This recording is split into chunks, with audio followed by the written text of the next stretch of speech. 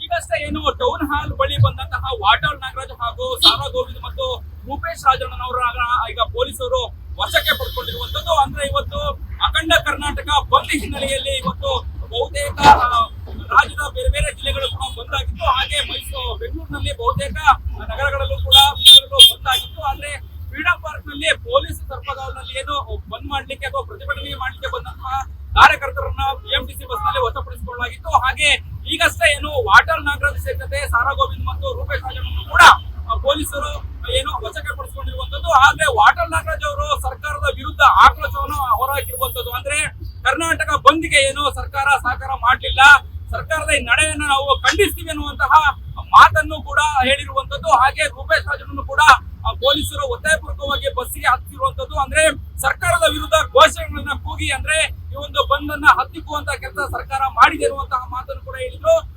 ಈಗ ಏನು ಕೆಲವೇ ಕ್ಷಣಗಳಲ್ಲಿ ಸ್ವಲ್ಪ ಹೊತ್ತಿನ ಹಿಂದೆ ಅಷ್ಟೇ ಏನು ವಾಟಾಳ್ ನಾಗರಾಜ್ ಹಾಗೂ ಸಾರಾ ಗೋವಿಂದ್ ಅವರು ಏನು ಈ ಒಂದು ಟೌನ್ ಹಾಲ್ ಬಳಿ ಬರುವಂತಹ ಸಂದರ್ಭದಲ್ಲಿ ಸಮೀಪ ಇರುವಾಗಲೇ ಏನು ಪೊಲೀಸರು ಬಿಎಂಟಿಸಿ ಬಸ್ ನ ಮೂಲಕ ಅವರನ್ನ ಏನು ವಶಕ್ಕೆ ಪಡಿಸಿಕೊಂಡಿರುವಂತದ್ದು. ವಶಕ್ಕೆ ಪಡಿಸಿಕೊಂಡ ಸಂದರ್ಭದಲ್ಲಿ ಏನು ಒಂದಷ್ಟು ಪೊಲೀಸರ ನಡುವೆ ಹಾಗೂ ಕನ್ನಡಪರ ಸಂಘಟನೆಯ ಒಂದು ಕಾರ್ಯಕರ್ತರ ನಡುವೆ ಮಾತಿನ ಚಕಮಕಿ ಕೂಡ ಆಯ್ತು. ಅಂದ್ರೆ ಏನು ಬಂದನ್ನ ಹತ್ತಿಕ್ಕುವಂತಹ ಈ ನಡೆ ವಿರುದ್ಧ ಏನು ಸರ್ಕಾರದ ವಿರುದ್ಧ ಘೋಷಣೆಗಳನ್ನು ಕೂಡ ಕೂಗಿದ್ರು. ಹಾಗೆ ಕೆಲ ಕನ್ನಡಪರ ಸಂಘಟನೆಗಳು ಕೂಡ ಏನು ಭಾಗವಹಿಸುವ ಸಂದರ್ಭದಲ್ಲಿ ಮತ್ತೆ ಕರ್ನಾಟಕವನ್ನ ನಾವು ಬಂದ್ ಮಾಡ್ತೀವಿ ಅನ್ನುವಂತಹ ಒಂದು ಎಚ್ಚರಿಕೆಯನ್ನು ಕೂಡ ಕೊಟ್ಟಿದ್ರು. ಒಟ್ಟಾರೆಯಾಗಿ ಇವತ್ತು ಕರ್ನಾಟಕ ಬಂದ್ ಹಿನ್ನೆಲೆಯಲ್ಲಿ ಕೆಲವೊಂದು ಜಿಲ್ಲೆಗಳಲ್ಲಿ ಬಹುತೇಕ ಬಂದ್ಗೆ ಪ್ರತಿಕ್ರಿಯೆ ಹಾಗೂ ಬೆಂಬಲ ಸಿಕ್ಕಿರುವಂತದ್ದು. ಆದ್ರೆ ಬೆಂಗಳೂರಿನಲ್ಲಿ ಅಷ್ಟೊಂದು ಏನು ಯಶಸ್ವಿ ಆಗಿಲ್ಲ ಅಂತಾನೆ ಹೇಳ್ಬೋದು. ಯಾಕೆ ಅಂತ ಹೇಳಿದ್ರೆ ಇವತ್ತು ಬೆಳಗ್ಗೆ 6 ರಿಂದ ಸಂಜೆ 6 ಗಂಟೆವರೆಗೆ ಏನು ಬಂದ್ಗೆ ಕರೆ ಕೊಡಲಾಗಿತ್ತು. ಆದ್ರೆ ಎಂದಿನಂತೆ ಬೆಂಗಳೂರಿನ ಸಿಲಿಕಾನ್ ಸಿಟಿಯಲ್ಲಿ ಬಸ್ ಸಂಚಾರ ಎಂದಿನಂತೆ ಇತ್ತು. ಅಂದ್ರೆ ವಾಹನ ದಟ್ಟಣೆ ಪ್ರತಿ ದಿನ ಹೇಗಿತ್ತು ಅದೇ ರೀತಿಯಲ್ಲಿ ಏನು ಟ್ರಾಫಿಕ್ ಇರುವಂತದ್ದು, ಹಾಗೆ ಜನಸಂದಣಿ ಓಡಾಡುವಂತದ್ದಾಗಿರುತ್ತು. ಆದ್ರೆ ಕೆಲವೊಂದು ಏರಿಯಾಗಳಲ್ಲಿ ಬೆಂಗಳೂರಿನ ಸಿಲಿಕಾನ್ ಸಿಟಿಯಲ್ಲಿ ಕೆಲವೊಂದು ಅಂಗಡಿ ಮುಂಗಟ್ಟುಗಳು ಸಂಪೂರ್ಣವಾಗಿ ಬಂದು ಅಂದ್ರೆ ಬೀಗವನ್ನ ಜಡಿದಿದ್ರು.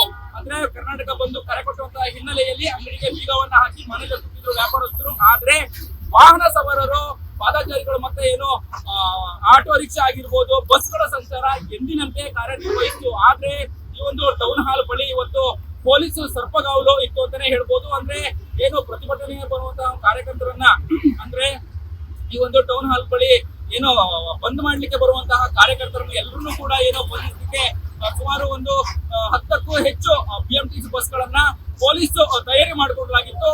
ಹಾಗೆ ಬರುವಂತಹ ಪ್ರತಿಭಟನಾಕಾರನನ್ನು ಏನು ಒಂದು 5 ನಿಮಿಷ ಕೂಡ ಅಂದ್ರೆ ಇಲ್ಲಿ ಪ್ರತಿಭಟನೆ ಮಾಡ್ಲಿಕ್ಕೆ ಬಿಡದೆ ಅವರನ್ನ ಬಸ್ಸಿಗೆ ಎಳೆದುಕೊಂಡು ಅಂದ್ರೆ ಪ್ರತಿಭಟನೆ ಮಾಡುವಂತದನ್ನ ನಿಲ್ಲಿಸಿ ಇಲ್ಲಿ ಟ್ರಾಫಿಕ್ ಜಾಮ್ ಆಗುತ್ತೆ ಅನ್ನುವಂತಹ ಒಂದು ಹಿನ್ನೆಲೆಯಲ್ಲಿ ಪೊಲೀಸರು ಅವರೆಲ್ಲ ಪ್ರತಿಭಟನಾಕಾರನೆಲ್ಲರನ್ನೂ ಕೂಡ ಅವರು ಕರ್ಕೊಂಡು ಹೋಗಿರುವಂತದ್ದು. ಒಟ್ಟಾರೆಯಾಗಿ ಇವತ್ತು ಕರ್ನಾಟಕ ಬಂದ್ ಹಿನ್ನೆಲೆಯಲ್ಲಿ ವಾಟಾಳ್ ನಾಗರಾಜ್ ಸೇರಿದಂತೆ ಹಲವಾರು ಕನ್ನಡಪರ ಸಂಘಟನೆಯವರು ಆಕ್ರೋಶವನ್ನು ವ್ಯಕ್ತಪಡಿಸಿದ್ರು, ಸರ್ಕಾರದ ವಿರುದ್ಧ ಘೋಷಣೆಯನ್ನು ಕೂಗಿದ್ರು ಮತ್ತು ಇವತ್ತಿನ ಕರ್ನಾಟಕ ಬಂದ್ ಯಶಸ್ವಿ ಆಗಿದೆ ಅನ್ನುವಂತಹ ಮಾತನ್ನು ಕೂಡ ಹೊರ ಹಾಕಿರುವಂತದ್ದು.